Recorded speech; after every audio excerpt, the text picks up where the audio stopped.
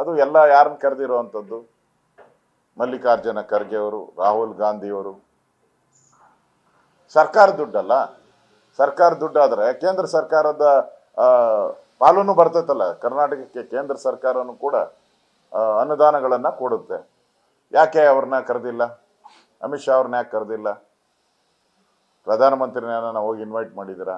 ಕೇಂದ್ರದ ಅವ್ರನ್ನ ಬೇಡ, ಅವರು ದೂರದಲ್ಲಿದ್ದಾರೆ ಅಂತ ಇಟ್ಕೊಳ್ಳಿ. ನಮ್ಮ ರಾಜ್ಯದಲ್ಲೇ ಇದ್ದಾರಲ್ಲ ಮಂತ್ರಿಗಳು. ಕುಮಾರಸ್ವಾಮಿ ಅವರು ಇದ್ದಾರೆ, ಅವ್ರನ್ನ ಯಾಕೆ ಕರೆದಿಲ್ಲ? ಪ್ರಹ್ಲಾದ್ ಜೋಶಿ ಅವರು ಇದ್ದಾರೆ, ಶೋಭಾ ಕರಂದ್ಲಾಜೆ ಇದ್ದಾರೆ, ಸೋಮಣ್ಣ ಅವರು ಇದ್ದಾರೆ, ಅವ್ರನ್ನ ಯಾಕೆ ಕರೆದಿಲ್ಲ? ಸರ್ಕಾರಿ ಕಾರ್ಯಕ್ರಮ ತಾನೇ.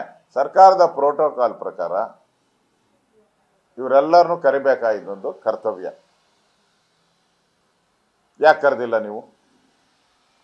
ಸ್ವತಃ ಜಗದೀಶ್ ಶೆಟ್ಟರ್ ಅವರು ಅಲ್ಲಿನ ಲೋಕಸಭಾ ಸದಸ್ಯರು, ಅಭಯ್ ಪಾಟೀಲ್ ಅಲ್ಲಿ MLA, ಅವ್ರನ್ನೂ ಇದರಲ್ಲಿ ಯಾವುದೇ ಇದರಲ್ಲಿ ಇನ್ವಾಲ್ವ್ಮೆಂಟೇ ಮಾಡ್ತಾ ಇರಲಿಲ್ಲ.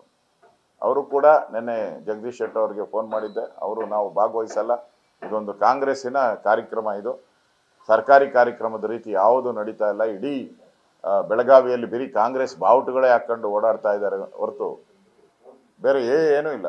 ಅಲ್ಲಿ ಹಾಕ್ಬೇಕಾಯ್ತಲ್ಲ, ಎಲ್ಲರ ಫೋಟೋನೂ ಹಾಕ್ಬೇಕಾಯ್ತು. ಸರ್ಕಾರಿ ಕಾರ್ಯಕ್ರಮ ಅಂದರೆ ಸರ್ಕಾರಿ ಕಾರ್ಯಕ್ರಮಕ್ಕೆ ಯಾರ್ಯಾರು ಬರ್ತದೋ ಅದೆಲ್ಲನೂ ಕೂಡ ಹಾಕ್ಬೇಕಾಯ್ತು. ಇವ್ರದೇ 50 ಅಡಿ ಕಟೌಟ್ರುಗಳು, ದಾರಿ ಉದ್ದಕ್ಕೂ ಇವ್ರದೇ ಕಟೌಟ್ರುಗಳು, ಇವ್ರದೇ ಪೋಸ್ಟು, ಇವ್ರದೇ ಬ್ಯಾನರು. ಸರ್ಕಾರಿ ಕಾರ್ಯಕ್ರಮ ಹೆಂಗಾಗ್ತೈತೆ? ದುಡ್ಡು ಮಾತ್ರ ಸರ್ಕಾರದ್ದು, ಕಾರ್ಯಕ್ರಮ ಕಾಂಗ್ರೆಸ್ದು. ಆ ದೃಷ್ಟಿಯಿಂದ ನಾನು ಛಲವಾದಿ ನಾರಾಯಣ ಸ್ವಾಮಿಯವರು ಆ ಕಾರ್ಯಕ್ರಮ, ಗಾಂಧೀಜಿ ಬಗ್ಗೆ ಗೌರವ ಇದೆ, ನಾವು ಗೌರವ ಕೊಡ್ತೀರಿ.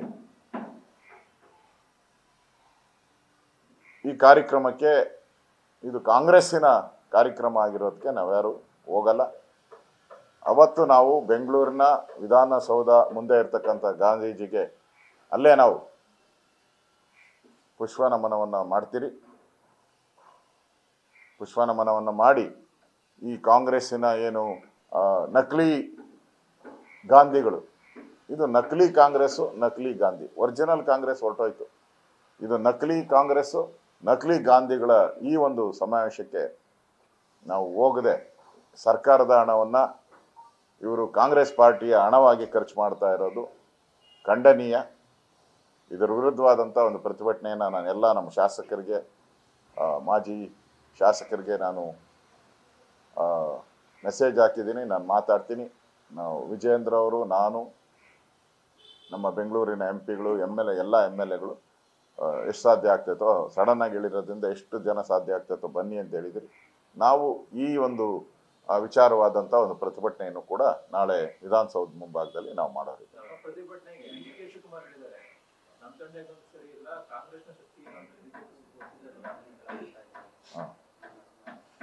DK ಶಿವಕುಮಾರ್ ಹೇಳಿದ್ದಾರೆ. ಅವ್ರ ಶಕ್ತಿ ಏನು ಅಂತ ಪಾರ್ಲಿಮೆಂಟಲ್ಲಿ ಹೋದ ಸರಿ ವಿರೋಧ ಪಕ್ಷದ ನಾಯಕನೂ ಸಿಕ್ಕಿಲ್ಲ ಅವ್ರಿಗೆ. ಯಾವ ರಾಜ್ಯದಲ್ಲಿ ಉಳಿದಿರೋದು 3 ರಾಜ್ಯ. ನಾವು 16 ರಾಜ್ಯಕ್ಕೂ ಹೆಚ್ಚಿದ್ದೀರಿ. ಮತ್ತು ಈಗ ರಾಹುಲ್ ಗಾಂಧಿನ ಗೋ ಬ್ಯಾಕ್ ರಾಹುಲ್ ಗಾಂಧಿ ಅಂತ ಲಲ್ಲೂ ಪ್ರಸಾದ್ ಹೇಳಿದ್ದಾರೆ, ಮಮತಾ ಬ್ಯಾನರ್ಜಿ ಹೇಳಿದ್ದಾರೆ, ಜಮ್ಮು ಕಾಶ್ಮೀರದ ಫರೂಕ್ ಅವರು ಹೇಳಿದ್ದಾರೆ. ಇನ್ನು ಆಮ್ ಆದ್ಮಿಯವರಂತೂ ನಾವು ಅವ್ರ ಜೊತೆ ಅಲಯನ್ಸೇ ಮಾಡ್ಕೊಳಲ್ಲ ಅಂತ ಹೇಳಿದ್ದಾರೆ. ಅದು ಇಂಡಿಯನ್ ಮಾಡ್ಕೊಂಡಿದ್ದಾರೆ. ಅದು ಚೂರು ಆಗೋಗ್ಬಿಟ್ಟಿದೆ ಇವಾಗ. ಯಾರಿಗೆ ನಾಯಕರು ಇವರು?